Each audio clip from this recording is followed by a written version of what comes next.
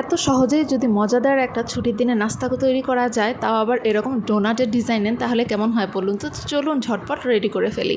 অল্প কয়েকটা চিকেনের টুকরা লাগবে কয়েকটা আলু। আমি অল্প করে করছি, এর জন্য আমি ছোট্ট একটা পাতিলে 3 থেকে 4 টুকরো মুরগির মাংস, কয়েকটা গোলমরিচ, রসুন আদার পেস্ট আর একটু তেজপাতা দিয়ে ভালো করে সিদ্ধ করে নিয়েছি।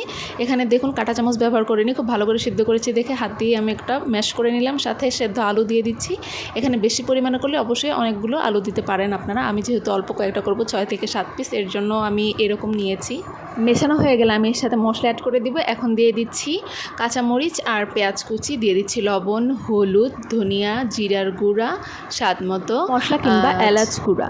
এটা আপনারা তেলেও দিতে পারেন, আমার করা ছিল এর জন্য আমি এটা দিয়ে দিচ্ছি। আর শেষে এখানে আমি দিয়ে দিচ্ছি একটা ডিমের কুসুম। পুরা ডিম দিলে কিন্তু এই যে মিশ্রণটা এটা বেশি নরম হয়ে যাবে, এর জন্য আমি একটা ডিমের কুসুম দিয়েছি। তারপরে একটু ময়দা দিয়েছি যাতে এই মিশ্রণটা খুব একটু বেশি নরম না হয়, শক্ত শক্ত হয়, আমার শেপ দিতে যাতে সুবিধা হয়। হাতে তেল লাগিয়ে আমি কাবাবের মতো শেপ দিয়ে মাঝখানে একটু গোল করে নিয়েছি।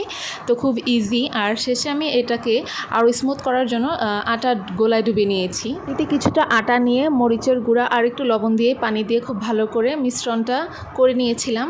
রেডি করা নাস্তাগুলো আমি তেলে ভাজার আগে এই যে আটার গোলাটা দেখছেন এখানে ডুবিয়ে ডুবিয়ে ভেজে নিয়েছি, এর জন্য এর গাটা দেখেন খুব সুন্দর মসৃণ হয়েছে। তো এনজয় করবো এখন নাস্তাটা। আজকে পর্যন্তই, আল্লাহ হাফেজ।